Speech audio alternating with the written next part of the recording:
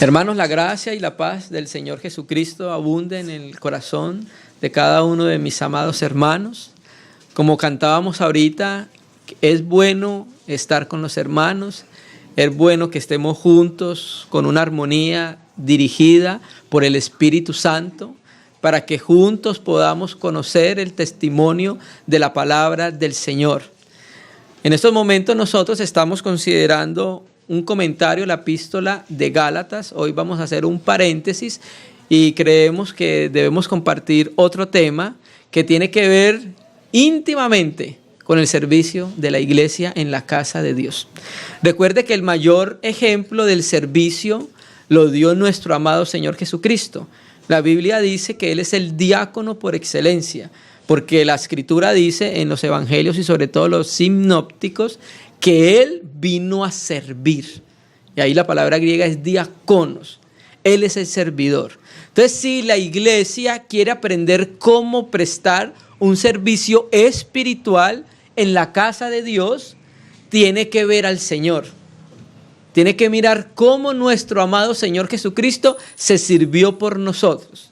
Entonces, vamos a considerar unos versos en la palabra donde, mirándolo desde la economía veterotestamentaria del Antiguo Testamento, y luego vamos a pasar a la economía neotestamentaria del Nuevo Testamento, a ver cómo es la aplicación del servicio del cristiano en la casa de Dios. Vamos a tomar primero como base el tabernáculo de reunión.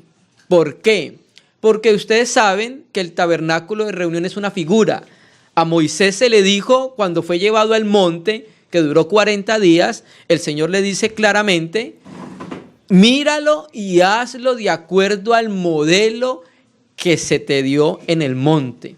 Entonces, el tabernáculo es figura de una realidad en los cielos, ¿cierto? Y el tabernáculo también es figura de una edificación que el Hijo de Dios está haciendo en estos momentos. Y es que en la iglesia, ¿cierto?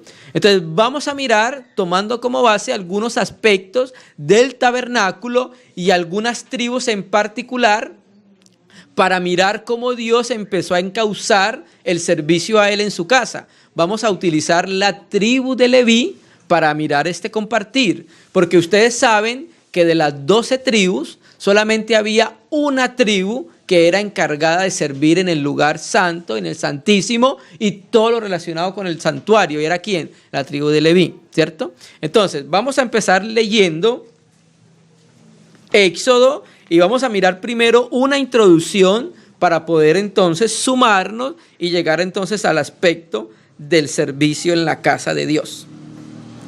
El Señor quiere por la palabra que nuestro servicio a Él sea un servicio en el Espíritu. El Señor no recibe servicios en la carne, producida por la vieja naturaleza, y tampoco quiere servicios en el alma, un alma en el cual no esté permeada del Espíritu de Dios, un alma en la cual el Espíritu de Dios no haya avanzado en ella, ¿sí? Pablo lo dice muy claro en Romanos y en Filipenses: a Dios, a quien sirvo en mi espíritu, ¿sí? Pablo, como nosotros, quería presentar un servicio espiritual en la casa de Dios. Y Pablo, como nosotros, tenía en su corazón un sentir y tenía una carga en su corazón. Y era la misma carga que hay en el corazón del Padre, del Hijo y del Espíritu. ¿Cuál? La iglesia. Porque recuerde que en Génesis, Él no fue el que dijo: hagamos al hombre, y después, cuando hace al hombre, le dice a Adán, le hizo una mujer. Ya conocemos nosotros que la palabra hebrea para hacer es baná, que significa construir. Y en la Septuaginta, en la versión griega del Antiguo Testamento, es oikodomeo, que significa constructor de una casa. Entonces, Dios lo que ha tenido siempre en su corazón es la edificación de la iglesia, ¿cierto? Entonces, como eso estaba en el corazón de Dios, eso estaba en el corazón del Padre, también debe estar en el corazón de la iglesia. Amén. Leamos entonces Éxodo capítulo 6, versículo 16. Vamos a mirar esto para poder llegar al aspecto que queremos mostrar, que es en el libro de Números. Entonces vamos a mirar este aspecto primario. Estos son los nombres de los hijos de Leví por sus linajes: Gerson, Coat y Merari. Y es muy importante que nosotros tengamos presentes estos tres nombres, porque los levitas servidores en el tabernáculo son precisamente Gerson, Coat y Merari, sus descendientes. Gerson tiene un trabajo con sus descendientes en la casa, Merari tiene un trabajo en la casa con sus descendientes y Coat tiene un trabajo en la casa de Dios con sus descendientes. Y los años de la vida de Leví fueron 137 años. Los hijos de Gerson, Libni y Simei por sus familias. Los hijos de Coat, y preste atención porque vamos a centrarnos en la familia de los coatitas por causa del servicio que ellos tenían en el tabernáculo. Los hijos de Coat, ¿cuáles son? Anran, Izhar, Hebrón y Uziel. Y los años de la vida de Coat fueron 133 años. 19. Los hijos de Merari, Malí, Musi. Estas son las familias de Leví por sus linajes. Versículo 20. Anran tomó por mujer a Jocabel, su tía, la cual dio a luz ¿a quién? A Aarón y a Moisés. Y los años de la vida de Anran fueron 137 años. Y preste atención a este versículo. Los hijos de Izhar, ¿quién? Coré, Nefeg y Sicri. Entonces vamos a armar el árbol genealógico rápido de Leví. Entonces tenemos: Abraham tuvo por hijo a Isaac, Isaac tuvo por hijo a Jacob, Jacob tuvo por hijo a 12, y entre ellos Leví. ¿Listo? En ese nos vamos a centrar. Leví tuvo 3 hijos: Gerson, Coat y Merari. ¿Listo? Coat, acá nos dice que tuvo 2 hijos, Anran y Izhar. ¿Listo? Anran tuvo ¿a quién? A Aarón y Moisés. Izhar tuvo ¿a quién? Coré. ¿Listo? Entonces, Aarón y Moisés, hermanos. Aarón y Moisés, primos de Coré. ¿Cierto que sí? ¿Cierto? Listo. Coré. ¿Recuerdan quién era Coré? Es muy famoso. Coré se conoce mucho porque se han predicado muchísimos mensajes partiendo desde la rebelión de Coré. ¿Cierto que sí? Este Coré es el primo de Moisés. ¿Cierto? Entonces, vamos a Números 16, versículo 1. Números 16, versículo 1. Entonces, conocemos nosotros todo el contexto. Coré tenía un servicio que ya vamos a ver cuál era el servicio que tenía Coré en la casa de Dios. Y entonces Coré se juntó con Datán, con Abirán, y se rebelaron en contra de la autoridad que Dios había levantado en medio de su casa, que era ¿quién? Moisés, ¿cierto? Y entonces ellos tenían un trabajo precioso en el tabernáculo, porque en la economía veterotestamentaria no todo Israel servía en el tabernáculo de reunión. Dios en Éxodo 19 dice que Él quería que toda la nación de Israel, las 12 tribus, fueran ¿qué? Reyes y sacerdotes. Eso quería, ese era el sentir del corazón de Dios. Pero resulta que Israel pecó. ¿Y recuerdan con qué pecó? Becerro de oro, Éxodo 32, Apis. Entonces es ahí cuando se consagra una tribu y pasa a esa tribu a ser ¿qué? Los servidores en la casa de Dios. En este caso, el tabernáculo de reunión, ¿cierto? ¿Sí? Entonces, en ese tabernáculo de reunión, los levitas prestaban un servicio: Merari, Coat y Gerson. Pero resulta que de los coatitas también viene el sacerdocio, ¿cierto? ¿Quién? Aarón. Viene de los coatitas, ¿cierto que sí? ¿Cierto? Entonces, se rebelaron, se levantaron en contra de Moisés. Dios les había dado un puesto prominente en la casa de Dios, pero como el hombre viejo anhela más, anhela poder, anhela ser visto, ¿cierto? Anhela controlar, anhela manejar. Entonces se levantaron contra él y dijeron, nosotros también. Ustedes son profetas y sacerdotes, nosotros también somos. Entonces es cuando Dios entonces da testimonio que sí había enviado a Moisés. Por eso con Coré nosotros vemos que la autoridad no puede ser impuesta. ¿Sí me entiende? La autoridad es espontánea. O sea, no hay nadie que tenga autoridad inerte en sí mismo. ¿Por qué? Porque la autoridad es solamente uno, Dios. Pero Dios delega, ¿sí? Dios delega autoridades en su casa. Entonces, con Moisés vemos nosotros y Coré que la autoridad no se coloca, sino que espontáneamente cuando se percibe la autoridad, se somete espontáneamente. Entonces, Coré quiso colocarse como autoridad y Dios dio testimonio de que no era la autoridad. Entonces, ¿recuerdan lo que pasó? Moisés dijo, si ustedes mueren de la manera diferente a como mueren todos los hombres, entonces Dios me envió. Y resulta lo que pasó, se abrió la tierra y fueron vivos para el Seol. Muy parecido al anticristo y al falso profeta, ¿cierto? Hasta que llegamos al capítulo 16, versículo 1. Coré, hijo de Izar, hijo de Coat, ¿sí? Primo de Moisés, hijo de Leví, y Datán y Abirán, hijos de Eliab, Ión, hijo de Pelet, de los hijos de Rubén, tomaron gente. La Biblia textual, que aquí está, dice captaron. Dice así la Biblia textual. ¿Sí? Es como lo que hizo el diablo. La escritura dice que él empezó a hacer contrataciones.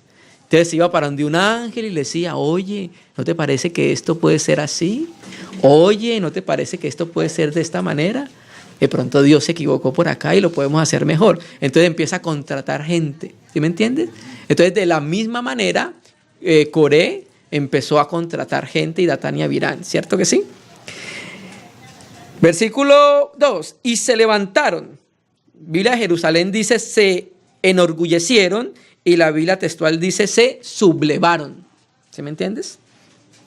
Contra Moisés con 250 varones de los hijos de Israel, príncipes de la congregación del consejo, varones de renombre. O sea que no engañó a los hermanitos, engañó a los hermanos que estaban en puestos donde Dios les había dado responsabilidades. ¿Sí me entiendes? ¿Sí? Entonces, por eso nosotros debemos estar atentos a las contrataciones que quiera hacer el diablo. Por eso todo hay que hacerlo en luz y en comunión, no en escondido. En luz y en comunión, ¿cierto? Y terminemos ese aspecto con Números 26, versículo 11. Te queremos mostrar algo. Entonces recuerden,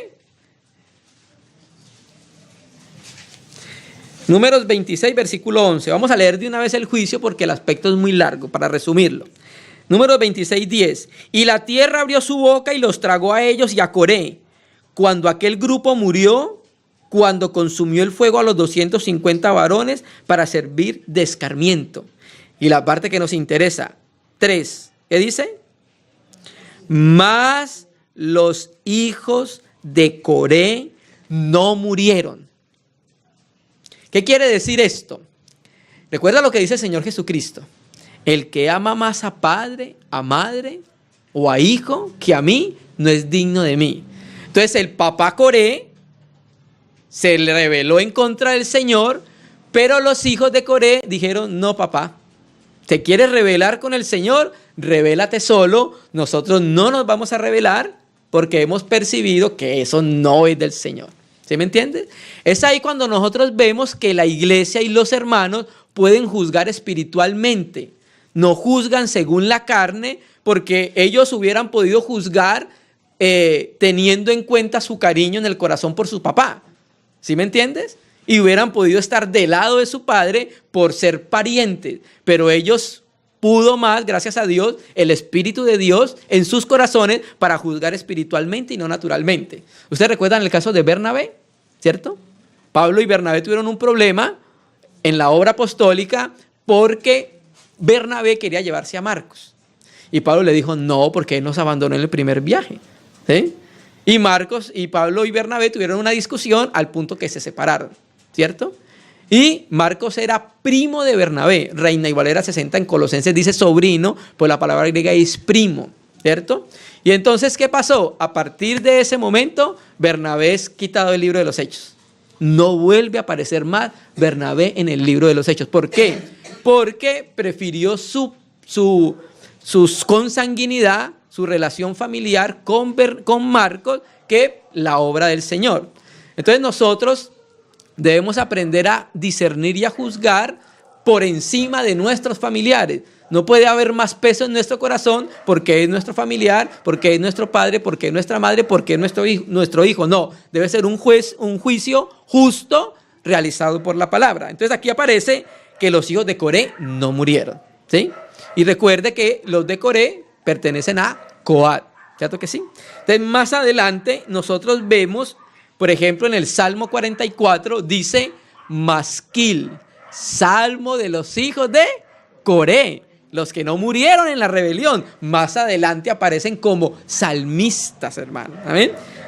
Bueno, entonces eso era para entender primero qué sucedió con Coré, qué sucedió con una rama de los coatitas que eran servidores en el tabernáculo de reunión. Ahora, vamos a mirar el servicio que prestaba Coat en la casa de Dios, ¿sí? Que con ese servicio que ellos prestaban, vamos a aprender nosotros como iglesia, en parte, cómo debe ser nuestro servicio en la casa del Señor. Ya hemos compartido mucho acerca del servicio. Vamos a mirar Números 4, versículo 1. Números 4, allá atrás, versículo 1. Si ven en el capítulo 3 dice censo y deberes de los levitas. En el 3:40 hay un subtítulo para los que tienen Reina y Valera, rescate de los primogénitos. Y en el 4, tarea de los levitas. Entonces es ahí donde nos vamos a centrar un momento, porque vamos a mirar el servicio de Coat en la casa de Dios. Entonces, los levitas prestaban un servicio en el tabernáculo, ¿sí? Tenemos a Merarí prestando un servicio, a Gersón prestando un servicio. ¿Cuál era el servicio que tenía que prestar Gersón en la casa de Dios? Era encargado de todas las cubiertas en el tabernáculo de reunión. ¿Por qué? Porque cuando el tabernáculo se iba a mover, porque recuerda que el tabernáculo se movía, ¿por qué se movía el tabernáculo? Por la nube. O sea, la dirección del Espíritu, cuando el Espíritu direccionaba algo, el Israel estaba atento a la nube, y cuando la nube se movía, Israel desarmaba y caminaba. ¿Qué es eso en nuestra vida cristiana? La dirección interna del Espíritu en nuestro espíritu. Cuando el Espíritu de Dios empieza a guiarnos para dónde tenemos que mover, inmediatamente empacamos y ¿qué? Nos movemos, ¿sí? Si el Espíritu dice que para la derecha, para la derecha. Esa era la figura en Israel en el tabernáculo de reunión. Entonces, cuando se iban a mover, los sacerdotes tomaban los utensilios más santos, como era ¿qué? Arca de pacto, la menorá, la mesa de los panes de la proposición, el altar de los inciensos, el altar de bronce, la fuente de bronce, y las cubrían con diferentes telas. Recuerda que el hermano estuvo hablando acerca de las diferentes telas que hay de cobertura en el tabernáculo: piel de tejón, azul, de carnero, ¿cierto? Entonces, esas telas tenía que transportarlas Gersón, ¿sí? Ellos transportaban las telas y las llevaban. El otro trabajo de Merarí era transportar todo lo que eran tablas, todo lo que eran tablones. Entonces tenía que desarmarse todo, se armaban y ellos llevaban eso. Pero el trabajo que tenía Coat era un trabajo muy diferente. ¿Por qué? Porque tenía que transportar los utensilios más santos: arca del pacto, menorá, el altar de los perfumes, la mesa de los panes de la proposición. Ellos tenían que llevar esos utensilios más santos. Entonces vamos a mirar ese trabajo de Coat. Habló Yahvé a Moisés y a Aarón diciendo: tómale cuenta o el censo de los hijos de Coat entre los hijos de Leví, por sus familias, según la casa de sus padres. Recuerde que iban entre 30 y 50 años. El tabernáculo, el servicio en el tabernáculo era a partir de los 30 años. Por eso el Señor Jesucristo empieza su ministerio ¿a qué edad? A los 30 años. De edad de 30 años hasta arriba, hasta 50 años, todos los que entran en compañía para servir en el tabernáculo de reunión. Y aquí me quiero detener un momento, porque la Biblia textual nos muestra lo que en realidad dice la palabra hebrea, donde dice en compañía. Números 4, versículo 1. Números 4, versículo 2, 3. De edad de 30 años en adelante hasta 50, todo el que entra en la milicia para servir en la tienda de reunión. Así dice la Biblia textual. ¿Por qué? Porque la palabra hebrea donde dice compañía es sabat, que viene de Sebaot. ¿Ya han escuchado esa palabra? Yahvé Sebaot o Jehová Sebaot, que significa ¿qué? De los ejércitos. ¿Sí? Entonces, Israel, los levitas, ellos no podían ir a la guerra literalmente. Su servicio era ¿en dónde? En el tabernáculo de reunión. Y Dios veía el servicio de ellos ahí como una milicia sagrada. ¿Sí? De eso habla Pablo en el Nuevo Testamento, cuando habla a Timoteo. Sufre penalidades como soldado, estratioten, como soldado de Jesucristo. Entonces a ellos se le contaba el servicio en el tabernáculo como si fuera la guerra. ¿Por qué? Porque recuerde que nosotros estamos en una edificación, pero en una guerra. ¿Sí? El Señor nos reveló lo que el diablo iba a hacer contra la iglesia. ¿Qué? Se iba a levantar en contra de la iglesia. Y el Hades iba a levantar en contra de la iglesia. Pero el Señor dijo que Él iba a edificar la iglesia. Eso lo vemos claritamente en Nehemías. Con una mano edificaban y con la otra ¿qué? Tenían lanza y espada. O sea, eso estamos en una edificación y estamos en una guerra. Se edifica en medio de la guerra, ¿cierto? Entonces, por eso esta figura de que aunque estaba en el tabernáculo, hablaba de guerra, porque en la iglesia hay edificación y hay guerra. Para servir en el tabernáculo de reunión. ¿Sí me entienden? Entonces aquí vemos que Coat tenía un servicio en el tabernáculo, y el tabernáculo es una figura de la iglesia, ¿cierto? El oficio de los hijos de Coat en el tabernáculo de reunión en el lugar santísimo, o sea, hermano, estamos hablando de algo mayor. ¿Por qué? Porque el tabernáculo, ustedes saben, estaba dividido en 3 partes. Atrio, santo y santo de los santos, ¿cierto? En el atrio estamos hablando del tabernáculo. En el atrio estaba el mar de bronce, el altar de bronce. Cuando entrabas al propio tabernáculo, la tienda, a mano derecha encontrabas los panes de la mesa de los panes de la proposición, a mano izquierda la menorá y un poco más adelante el altar de los perfumes. Dividía el velo y entrabas al lugar más santo. Entonces, los sacerdotes podían prestar un servicio hasta el santo. Ellos no podían entrar al santísimo. Los que podían entrar al santísimo era ¿quién? El sumo sacerdote, y no sin sangre. Entonces, los coatitas tenían un trabajo precioso, porque ministraban en la misma presencia del Señor, en el lugar santísimo. No queriendo decir que ellos entraban, sino que el único que entraba el sumo sacerdote, pero podían cargar las cosas que estaban en el lugar santísimo, ¿cierto? El oficio de los hijos de Coat en el tabernáculo de reunión en el lugar santísimo será este. Si leen un momento 3:31, dice, a cargo de ellos estaba el arca, la mesa, el candelero, los altares, los utensilios del santuario con que ministran y el velo con todo su servicio. ¿Listo? Este era el trabajo y el servicio de Coat. ¿Sí? Ahora, aquí, cuando dice será este, empieza a mostrar lo que hacía Aarón con los sacerdotes. ¿Qué hacía? Cubría los implementos santos para que los coatitas no lo vieran. Cubrían todo con las telas. ¿Sí? Hasta que llegamos al versículo 15. El versículo 15 dice, y cuando acaben Aarón y sus hijos de cubrir el santuario y todos los utensilios del santuario, cuando hayan de mudarse el campamento, vendrán después de ellos los hijos de Coat para llevarlos. Preste atención, pero no tocarán cosa santa, no sea que mueran. ¿Dónde vemos nosotros esto?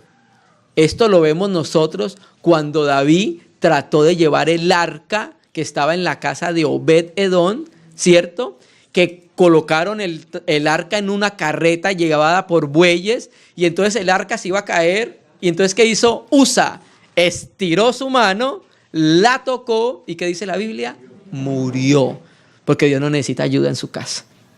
Cualquier cosa natural y de la carne en la casa de Dios solamente merece la muerte. El Señor Jesús dijo: lo que es nacido de la carne, carne es. La carne no se puede reformar. La carne tiene solo una sentencia. ¿Cuál? Crucificarla. Entonces, por eso hablamos de que el servicio en la casa de Dios debe ser guiado desde el interior, desde el espíritu.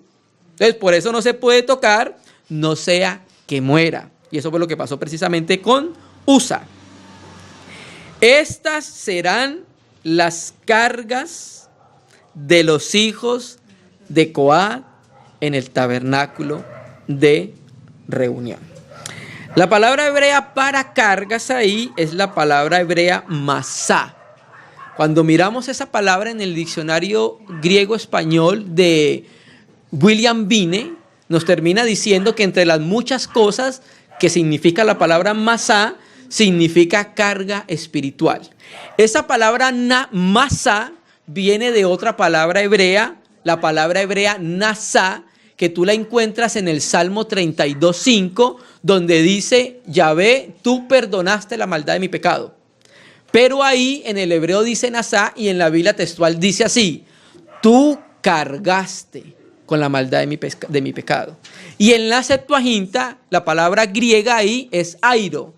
Y esa palabra es la que se utiliza cuando Juan el Bautista ve al Señor Jesucristo y dice: he ahí el Cordero de Dios que airo, carga con el pecado. ¿Sí me entiendes? Entonces, queremos llamar la atención al servicio que tenía Merari en la casa de Dios. Él transportaba los utensilios santos y todo lo relacionado con el mobiliario del tabernáculo. ¿Cómo? Era un asunto que él mismo debía pesar. ¿Sí? El asunto de Merari, el asunto de Coat, su servicio en la casa de Dios, no se podía hacer exteriormente.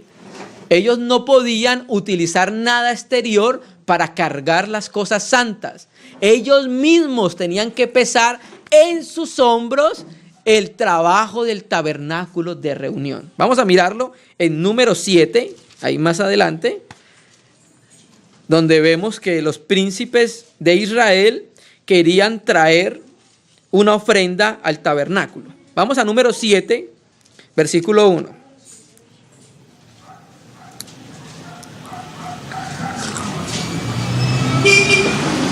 Número 7, versículo 1.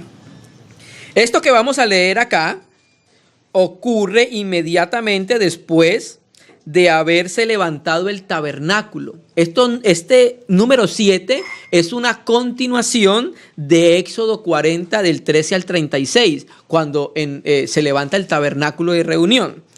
Verso 1.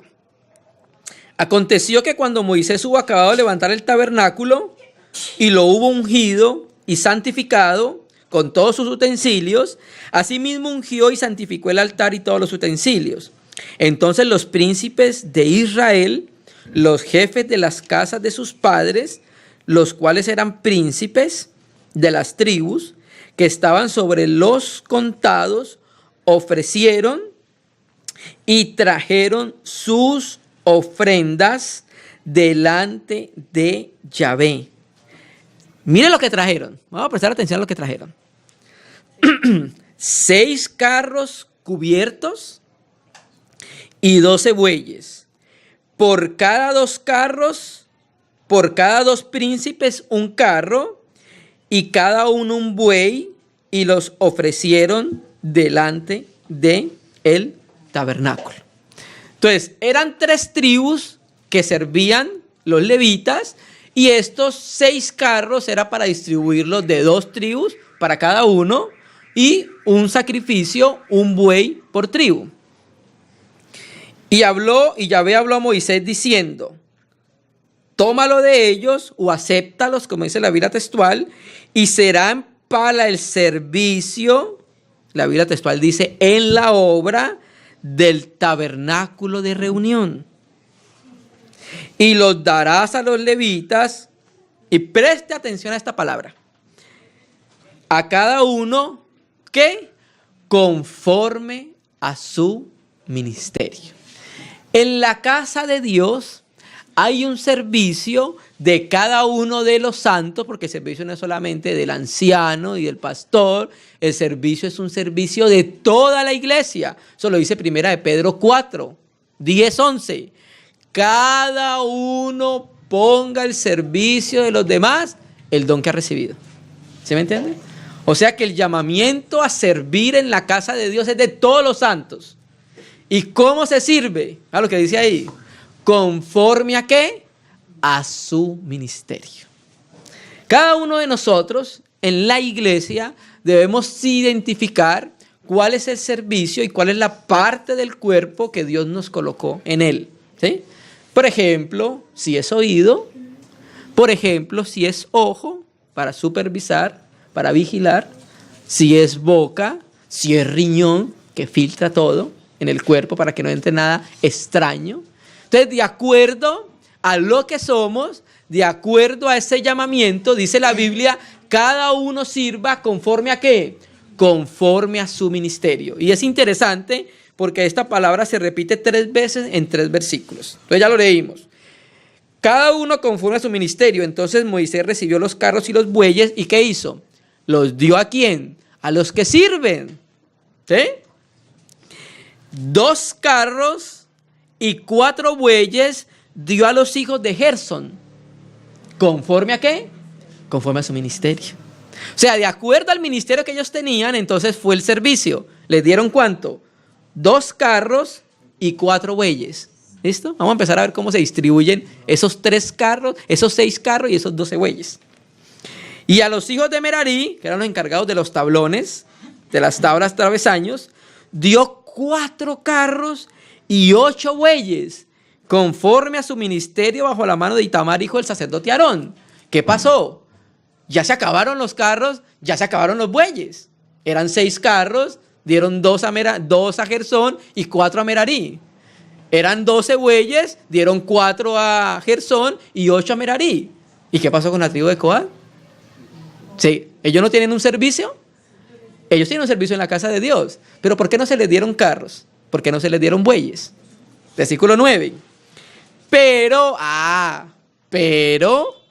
muy interesante ese pero, a los hijos de Coat no se les dio, y la Biblia textual dice nada. No se les dio nada. ¿Por qué? Porque llevaban sobre sí en los hombros el servicio del santuario. ¿Sí me entiendes? ¿Sí estamos viendo? Coat no necesitaba nada exterior para servir al Señor. Y en la casa de Dios vemos muchas veces eso. Vemos hermanos y hermanas queridas sirviendo con los bueyes y sirviendo con las carretas. Pero vemos hermanos y hermanas queridas sirviendo, pero con el peso en sus hombros. Ahí hombro hace referencia al corazón. ¿Se me entiende? El servicio de la iglesia debe estar en el corazón. Cualquier servicio que nosotros hagamos en la casa de Dios debe ser producida desde el interior y debe haber un pesar, porque lo que le hacían los coatitas era que ellos llevaban todo al hombro y podían sentir el peso de cada uno de los utensilios santos que había en el tabernáculo de reunión. ¿Sí me entienden? Entonces Dios nos manda por medio de esta figura a que debe haber un peso en el corazón nuestro en relación con el servicio a la iglesia.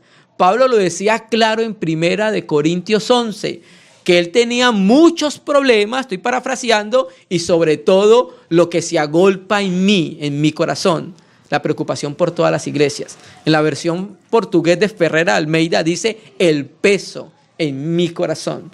Entonces la exhortación con esta palabra es que en nuestro corazón verdaderamente cada día más la iglesia, Dios empieza a tener un peso real, para que empecemos a sentir ese peso y a llevarlo juntos como servidores en la casa de Dios. Entonces Dios quiere un servicio no exterior, Dios quiere un servicio interior.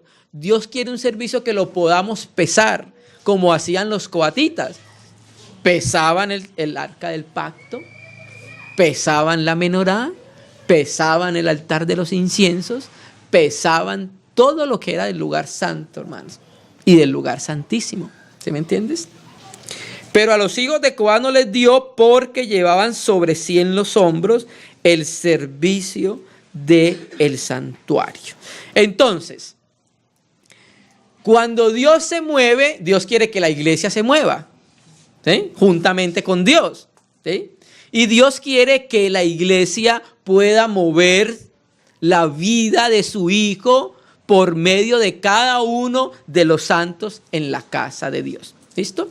Ahora, vamos a ir un poco más allá, porque queremos centrarnos en el servicio del utensilio más importante del tabernáculo de reunión, que es el arca del pacto. Vamos a ir a 1 de Corintios 15, versículo 15.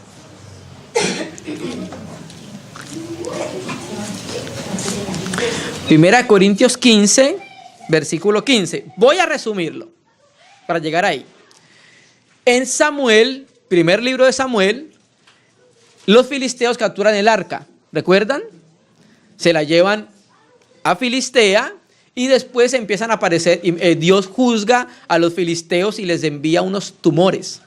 Entonces después los filisteos envían en una carreta y en unos bueyes el arca del pacto. Naturalmente que los filisteos no sabían nada de la ley de Dios. Ellos no sabían que eso no se podía llevar así, ¿cierto? Más sin embargo, hubo un juicio en ellos y entonces ellos enviaron el arca con ciertas ofrendas de oro. Llegaron a cierto lugar, a la casa de Abinadab, se quedaron ahí el arca, y el arca desaparece del libro de Samuel, es mencionado después de eso una sola vez, ¿cierto? Hasta que en el libro segundo de Samuel, en el capítulo 6 más o menos, David siente en su corazón que necesita traer el arca, y entonces envía a traer el arca de la casa de Abinadab, y resulta y pasa que en ese transcurso es lo que sucede, lo que pasa con Usa. ¿Por qué? Porque lo estaban haciendo no de acuerdo a la ley. La ley decía que tenían que ser los levitas. Por eso todo tiene que ser de acuerdo al testimonio de la Biblia. La Biblia dijo que eran los levitas, levitas. No, pues que yo quiero enviar a Judá, levita. No, pues que yo quiero que vaya Benjamín, levitas. Yo quiero que la iglesia se llame Cristo es amor. No, porque la Biblia dice la iglesia que está en la ciudad. Entonces, de acuerdo al testimonio de la palabra, ¿sí? Es muy importante. Entonces se dio cuenta David, lo hicimos, no conforme a la palabra. Después vamos a hacerlo ahora sí conforme al testimonio del Espíritu de la palabra. Manda a llamar a los levitas y llevan el arca y termina en la casa de ¿quién? Obed-Edom. Entonces todos recuerdan que Obed-Edom fue bendecido por la presencia del arca en medio de ellos.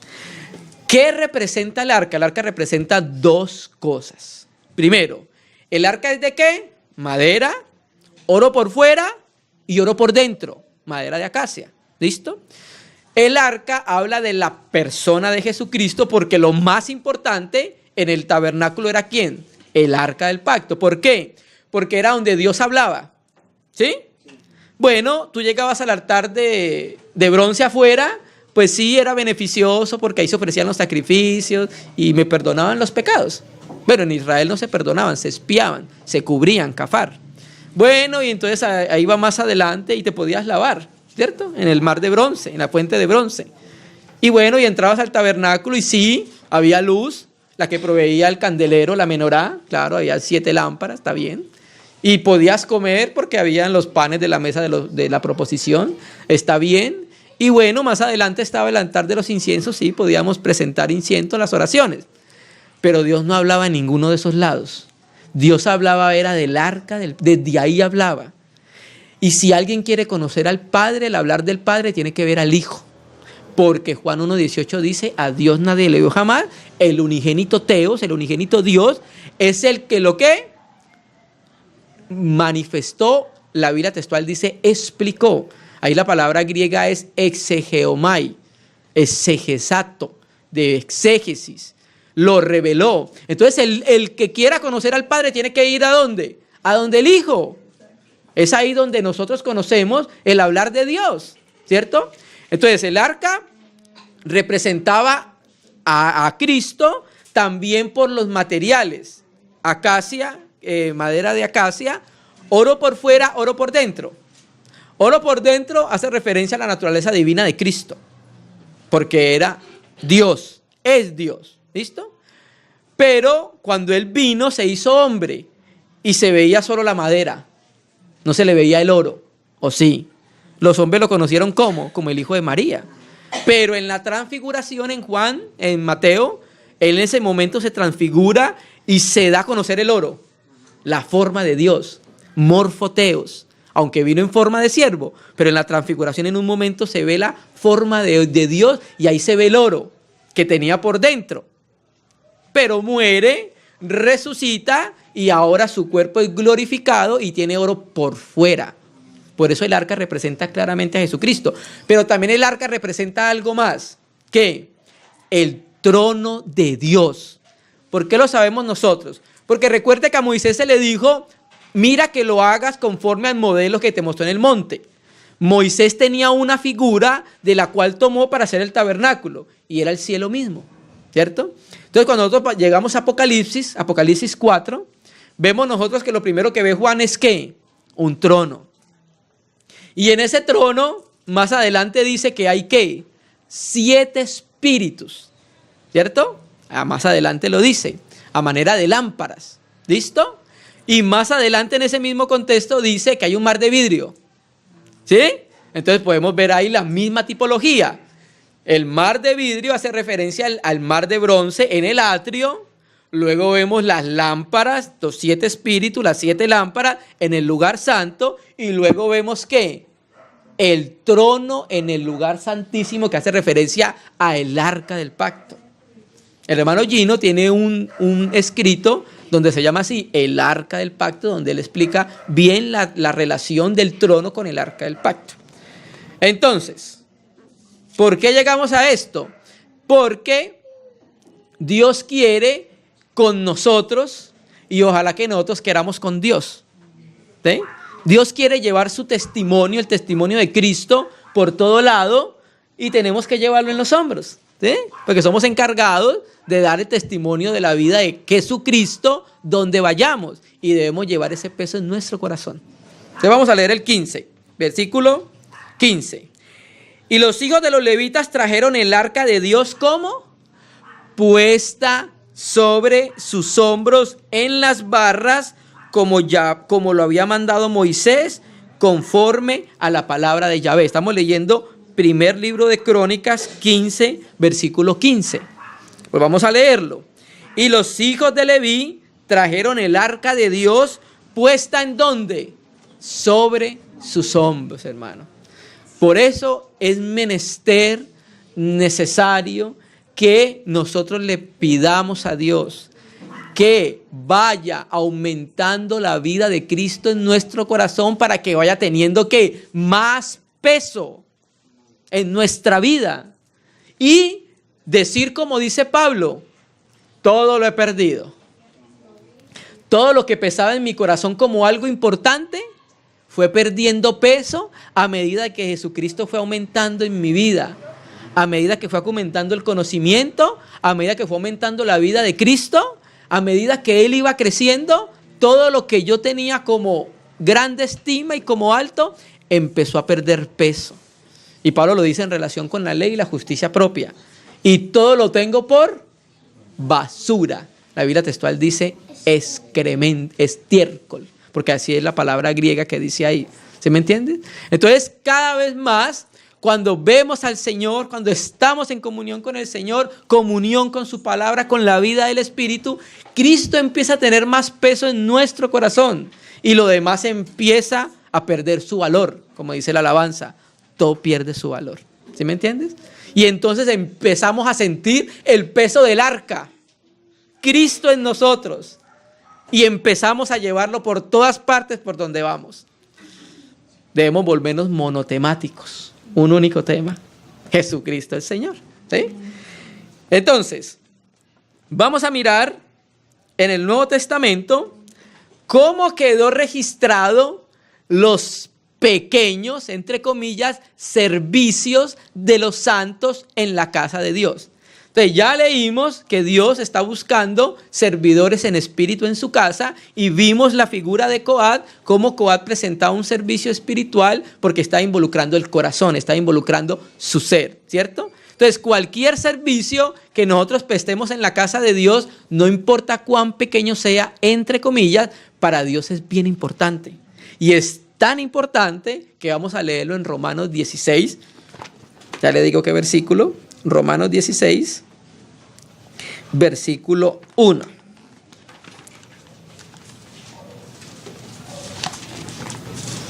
Recuerde que tomamos como fuente para imitar el servicio de nuestro amado Señor Jesucristo. Pero este imitar no es un imitar exterior, sino un imitar interior, hermano.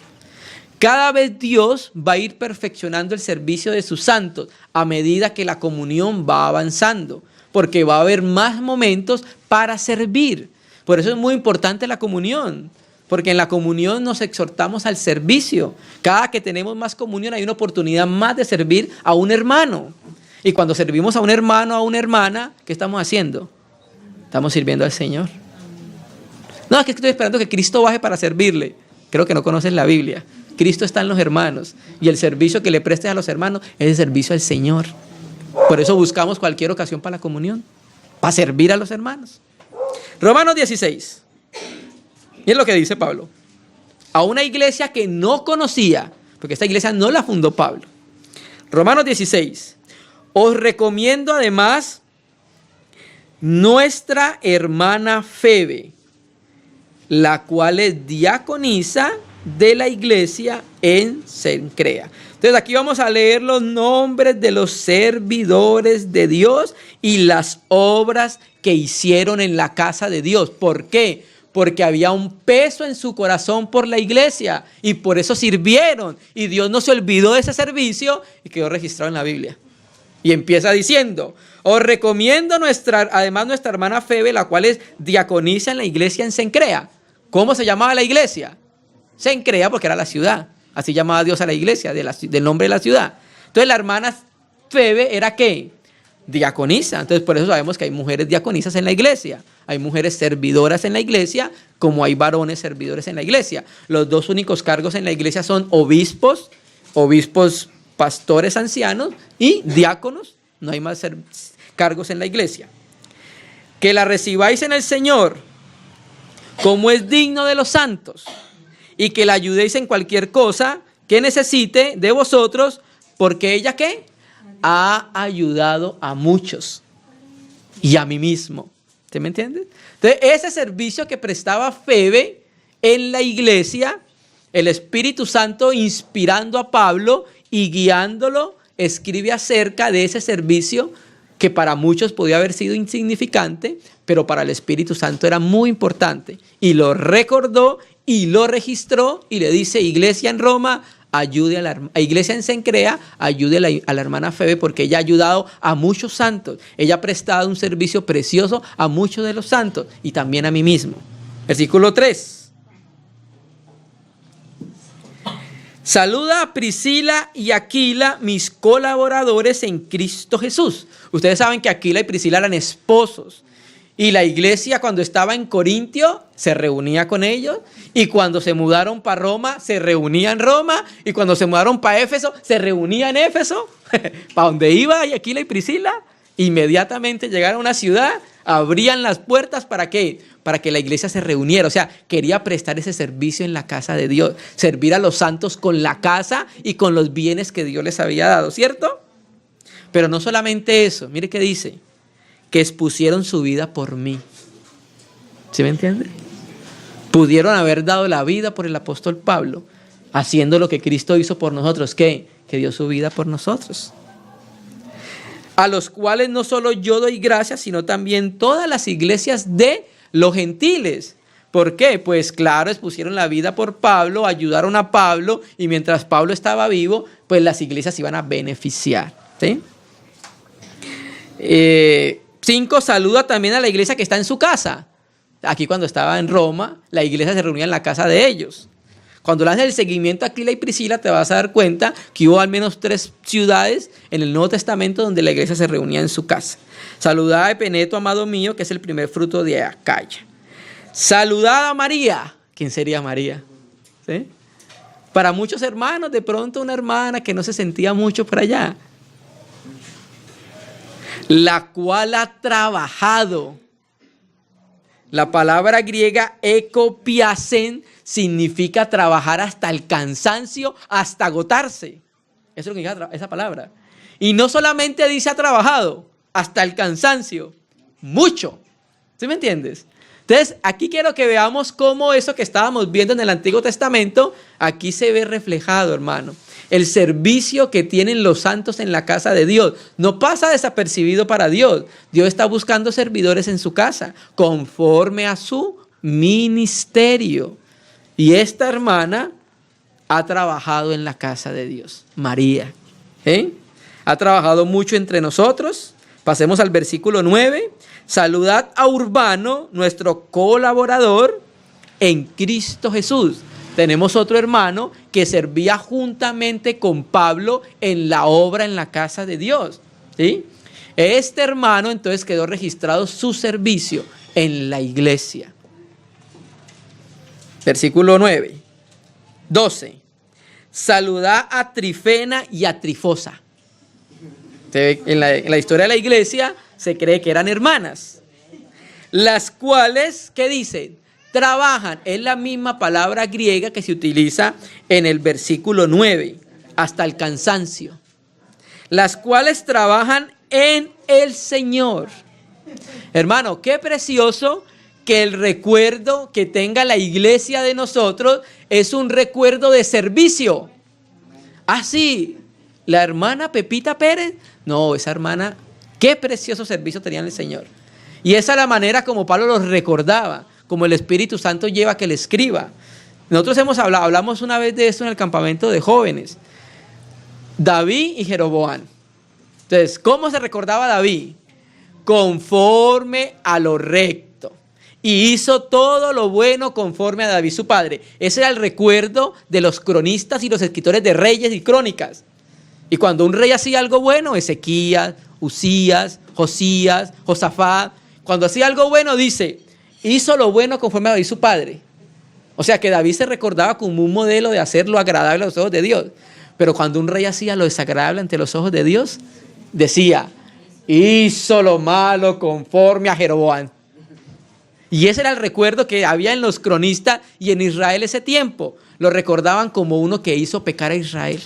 No lo recordaban como un hermano querido, que ayudó a la iglesia, que servía, que trabajaba. No, lo recordaron como el divisivo, ¿cierto? Lo recordaron como el que quería crear contienda en la iglesia, como el que nunca servía, sino que se servía a sí mismo. ¿Sí? Muy importante. Saludad a la amada Pérsida, la cual ha trabajado mucho en el Señor. Hermanos, estos hermanos han trabajado porque había un peso en su corazón. Ellos llevaban el arca en sus hombros, en su corazón, y sentían el peso y por ende la necesidad de servir, prestar un servicio espiritual en la casa de Dios. Versículo, saludad a la amada Pérsida, la cual ha trabajado mucho en el Señor. Y nuevamente se utiliza la palabra griega copiao, que significa un trabajo agonizante, un trabajo en el cual es extenuante, hermano, ¿sí? Entonces, vimos ahí en esta introducción cómo quedó el registro de los que servían, con el peso del arca en sus corazones, con el peso de la iglesia en sus corazones. Quiero sumar a ese testimonio Primera de Corintios 16. Voy a leerlo de Reina y Valera 60, luego de la Biblia textual, porque creo que la Biblia textual nos presenta una palabra bien interesante. Primera Corintios 16, versículo 15.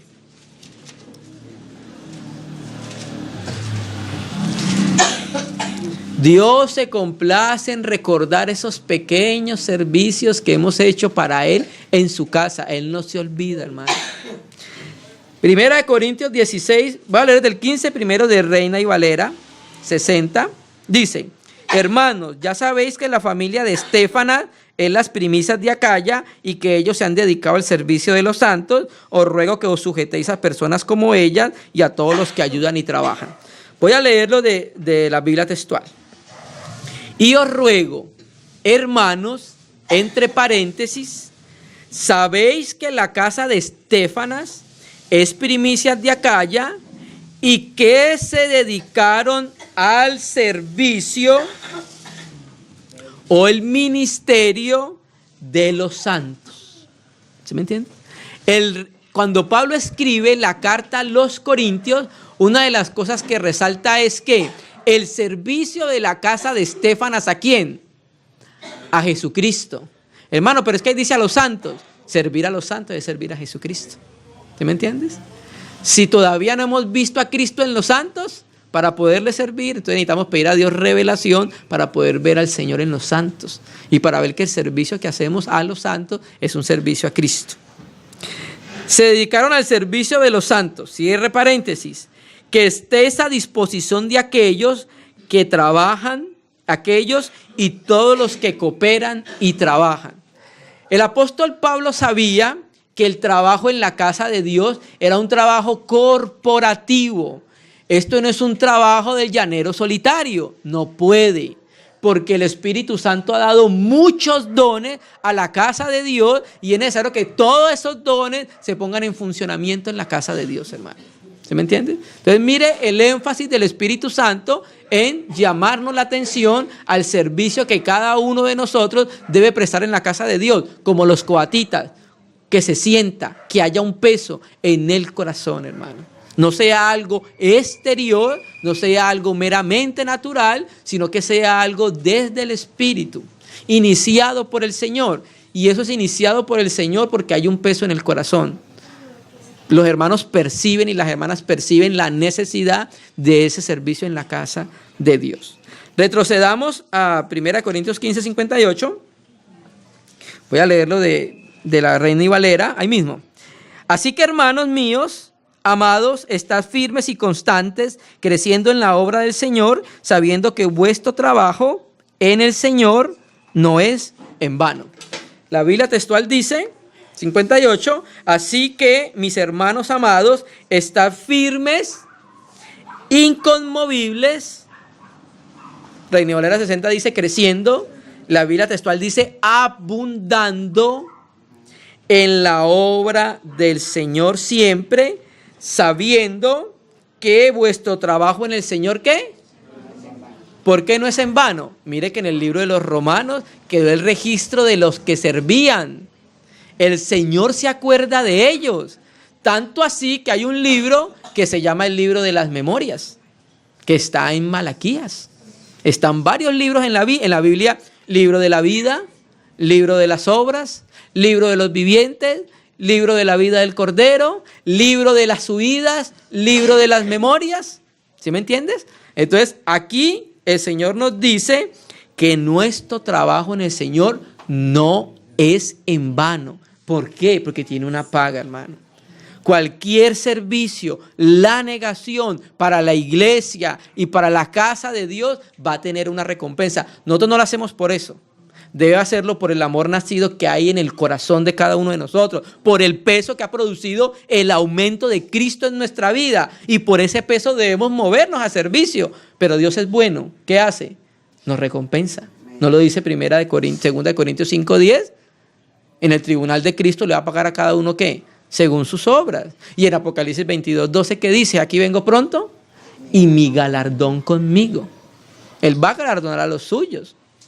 Y entonces con esto entendemos que lo que hacemos no es en vano. Porque siempre a nosotros tenemos desde afuera personas que nos dicen, siempre en la iglesia, a toda hora para la iglesia, a toda hora sirviendo en la iglesia. Pero ellos no saben lo que nosotros sabemos. Que nuestro servicio al Señor no es en vano, hermano. Amén. Y ya terminando, vamos a 1 Corintios 13, versículo 6. Ve, primer libro de Crónicas, hermano, disculpe. Primer libro de Crónicas, 13, versículo 6.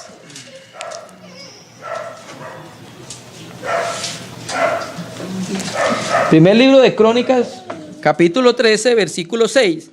Volviendo a enlazarlo con el 15, pero quiero ahorita llamar la atención a un aspecto. 6.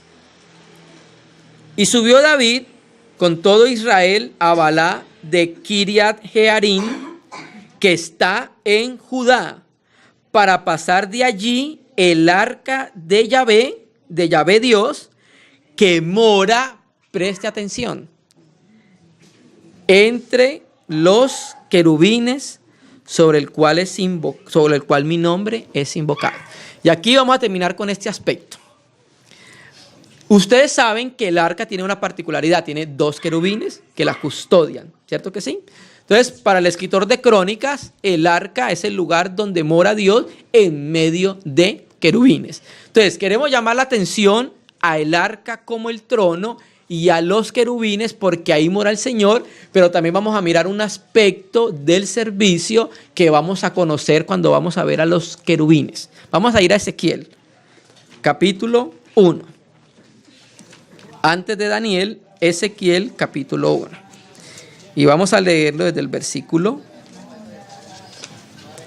Hermano, vamos a ver a los querubines. ¿Por qué? Porque Yahvé mora en medio de los querubines. El arca mora en medio de los querubines.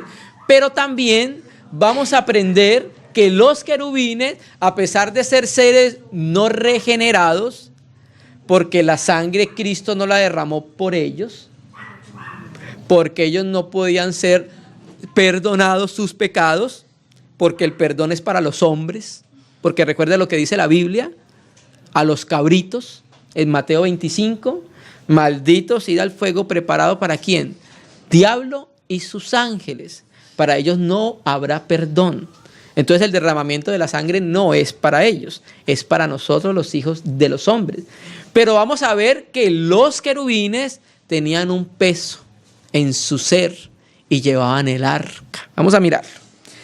Ezequiel 1, versículo 4. Entonces vamos a leer desde el 4.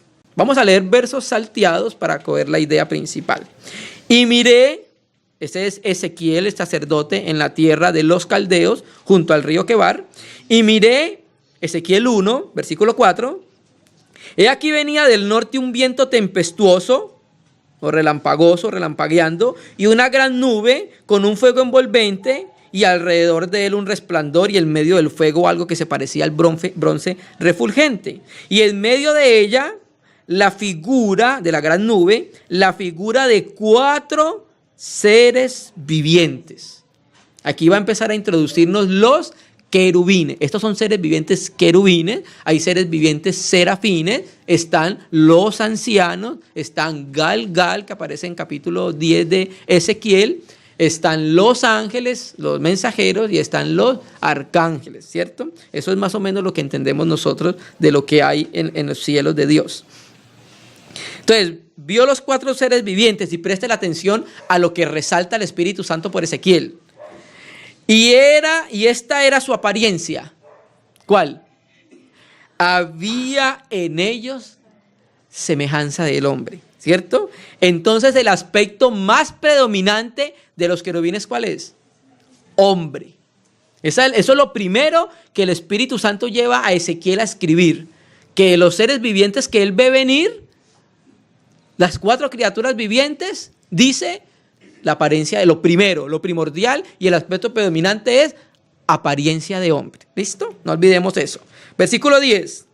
Y el aspecto de sus caras era cara de hombre, de primero, cara de león al lado derecho de los 4, y cara de buey a la izquierda de los 4, y asimismo había en ellos de los 4 cara de águila. ¿Sí? El hermano Austin Spar, en su libro El Ministerio Profético, dice que era un hombre con diferentes aspectos, un hombre con diferentes servicios, un hombre que muchas veces sirve como león, muchas veces sirve como buey y muchas veces sirve como águila. Eso es lo que dice el hermano Spar. Versículo 22. Sobre la cabeza de los seres vivientes aparecía una expansión a manera de cristal maravillosa, extendido encima de sobre sus cabezas. Versículo 26. Y sobre la expansión que había sobre sus cabezas se veía la figura de un trono que parecía de piedra de zafiro, y sobre la figura del trono había una semejanza que parecía de hombre sentado sobre él. Entonces, haga de cuenta la imagen de la mesa que está allá, cuadrada, ¿sí? Y ese es el embaldosado. Y en cada punta hay un querubín que se toca entre ala y ala, ¿sí?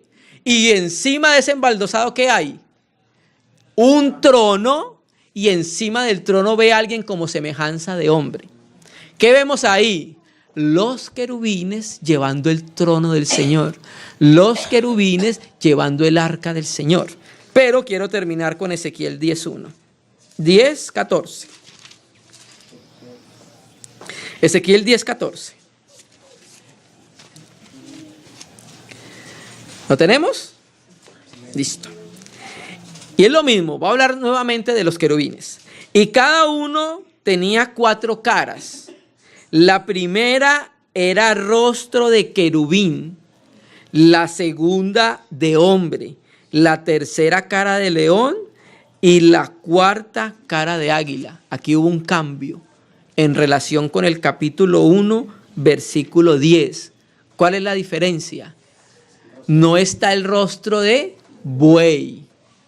Quiere decir que el rostro de buey es el rostro de querubín. ¿Sí lo entendemos?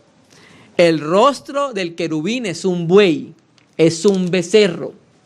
Ese es el rostro del querubín. Por eso el Espíritu Santo lo sustituye acá, ¿sí? Y al querubín le llama como buey, ¿sí? Entonces, ¿a qué queremos llamar la atención con esto, hermano? Para terminar. El buey es un animal que en la economía del Antiguo Testamento servía para 2 cosas. Una, para servir. El buey servía para servir, para arar la tierra. ¿Sí me entiendes? Para eso servía el buey. Pero el buey también servía para algo más. ¿Para qué? Para el sacrificio. Entonces, viendo al querubín que tiene cara de becerro, que es un buey, que sirve. Si ellos sirven al Señor cargando el arca en sus hombros, por decirlo así, ¿cuánto más nosotros no, que somos personas perdonadas por la sangre del Cordero? Si los seres celestiales dan honra y gloria sabiendo que no han sido comprados a precio de sangre, ¿cuánto más nosotros debemos dar gloria y honra al Señor? Si los seres querubines, espirituales querubines, cargan en sus hombros el trono de Dios, el arca del pacto, sirven al Señor, ¿cuánto más nosotros que fuimos comprados a precio de sangre no deberíamos cargar y llevar el peso en nuestros hombros del arca del Señor, del mover del Señor por medio de la iglesia? Amén, hermanos. ¿Sí entendimos la figura? Ok. Entonces vemos cómo los querubines también nos enseñan a nosotros un aspecto espiritual del servicio en la casa de Dios, hermano. Entonces, cada uno de nosotros debe servir conforme a ¿qué? Su ministerio. Dios está esperando que cada uno de los hijos de Dios sirva en su casa, de acuerdo al llamamiento y al servicio que nos dio. ¿Cómo sabemos cómo debemos servir? En la comunión.